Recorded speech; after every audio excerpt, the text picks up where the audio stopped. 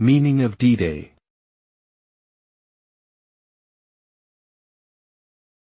D-Day.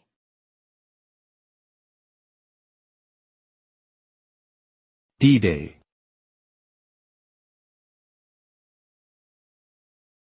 D-Day.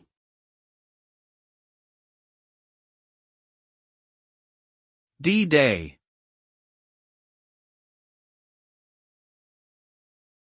D-Day refers to the day of a major military operation during World War II, specifically the Normandy landings on June 6, 1944, when Allied forces invaded Nazi-occupied France.